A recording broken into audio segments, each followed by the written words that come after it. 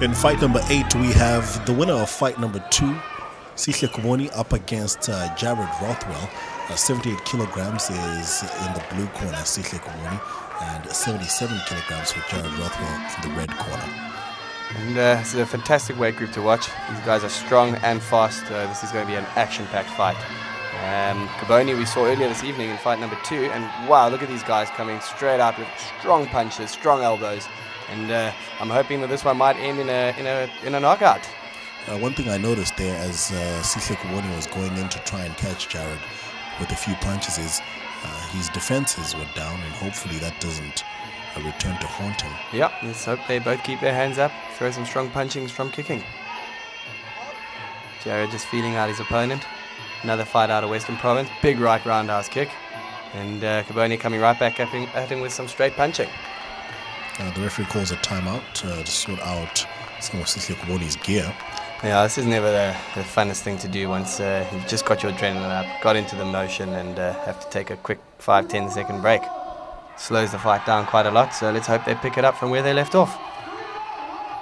And they do just that. Touching gloves, showing the respect, and a big roundhouse kick to the head by Jared, followed by again a nice strong punch to the head by Khuboni in the blue corner. He's countering well, isn't he, Khuboni in the blue corner?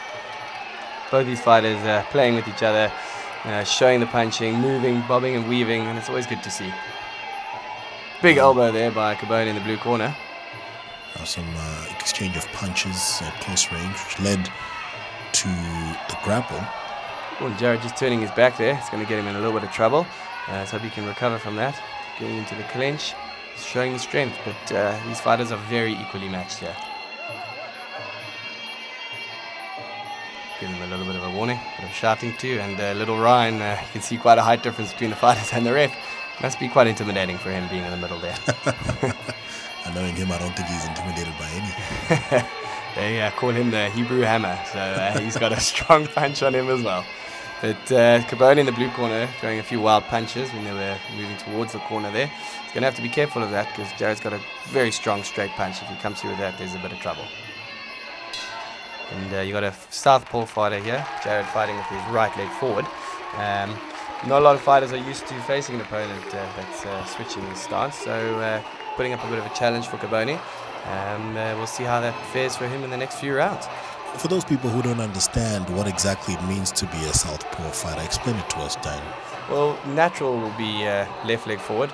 Guys that are writing with their right hand, that sort of thing, you're going to always naturally fight with your strong hand at the back to go with the big right hand, which means that Jared is a left-hander, so he'll fight right hand forward. Same with skateboarding. It works, whatever's comfortable for you. For myself, I actually sometimes feel more comfortable fighting right leg forward, even though I am a right-hander. Straight back into the action in round number 2. And fighting a southpaw means that it's hard to defend because most people are used to defending against right-handed 100%. And Jared, of course, been training mostly with the right-handed fighters, so facing the normal stance, so he's well prepared for this fight. Definitely. And both fighters in great shape. So, oh wow, sorry about that. Big right hand by Khuboni, rocking Jared a little bit. Let's hope he can... tangled up in the ropes, and Ryan just checking out the elbow pads. As you can see, this is a very aggressive fight, and he doesn't want to see any unnecessary cuts to the forehead.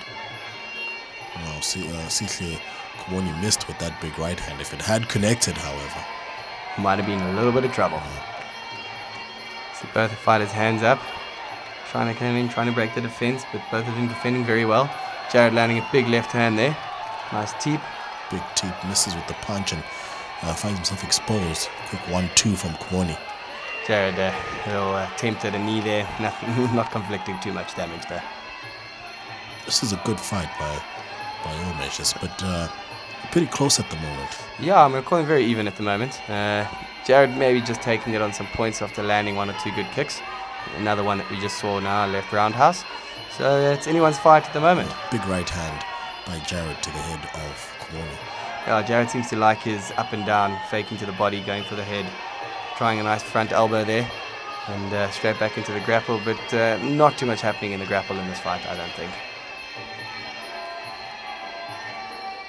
Don't know what Ryan was shouting at Jared there for. We'll find out after this fight. A little feeler jab out of Khuboni there. just making sure his opponent's hands are up and trying a big right overhand. Not the most effective because you miss most of the time, but if you connect, your opponent's going to feel that. That's the end of round number 2. 2 of 4 rounds. 4 rounds of 2 minutes each, with a 1 minute break in between. We're live from the Grand West Market Hall. This is Fight Night, SA National Muaythai Championships, brought to you by Dragon Power Productions. Alongside Daniel Marcus, I'm Tafuma Makina in the commentary box for tonight. And it has been a fight night, as you call it. We've seen some fantastic fights this evening. Some great fighters going through to earn their national colours, and they're going to be representing South Africa in the World Championships in Bangkok. I think that's in November this year. Definitely. I'm a bit disappointed at 2 of the fighters who decided to call it quits. Didn't go the distance, but I guess you got to know your own strengths. And they knew that they couldn't handle it anymore. That's it. Rather stop than get knocked out, they were obviously thinking. But start of the 3rd round, and this is going to be a cracker. Both fighters still looking strong, not tired, and still I'm hoping for this one to end early with a nice strong right hand or a big kick to the head. We're always good to see 1 or 2 knockouts in an evening. These last 2 rounds are going to be crucial because it's so close so far. That's right, and both fighters know that. Their quarters would have pushed them, and we can see them still kind of feeling each other out here in the 3rd round. I like to see a little bit more aggression instead of kind of waiting around and seeing what's happening. A referee calls a timeout.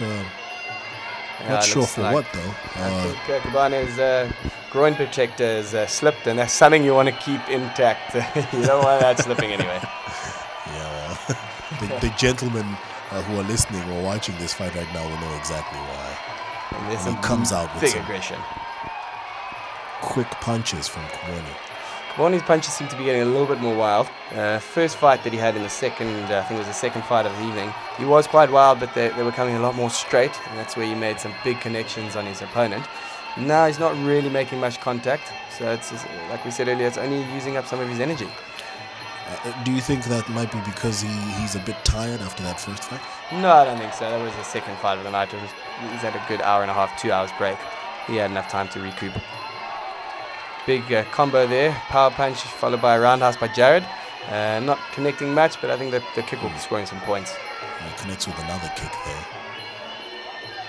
And grappling, ending up into the ropes. The referee will pull them apart just to get the action going again. It's a bit of wrestling there from Khuboni. Yeah, and turning his back a little bit. Basically tackled Jared into the ropes. Oh, a big front teep by Jared, pushing his opponent back. It's going to shock him a little bit. He needs to follow up with some big punching. And their heads all over the place. Good punch from Jared. Ooh, Jared looks like he's getting the upper hand. Yeah, I think he might have rocked him with one of those punches. Definitely. He's got to come forward here, and a big knee would help his case. He is connecting with these punches. And that's a standing 8 count from the referee.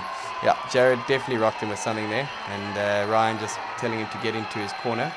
And the rule is he's not allowed to actually count his opponent out until Jared is in the neutral corner, which would be one of the white corners. So it'll do Jared a lot of good if he just went to his corner straight away. Yeah, that's why Jared looks like he's getting frustrated. He obviously doesn't realize that he needed to be there. And he comes back and connects with a good left hand, another good left hand. Oh, and the referee says that's enough for this fight. After getting stuck in the middle of that. Shile Khuboni, unfortunately, not able to handle the power of Jared Rothwell, who seems pretty impressed with himself. And I would be too. That was a fantastic fight. Both fighters very strong. And it's good to see a fight finish with some good strong punching. And luckily the referee wasn't the one taking the punches there. Do you ever feel that fighters stop too soon before a knockout? Sometimes it happens. It all depends on the referee. It's his call. If he feels there's an injury coming, then that's up to him.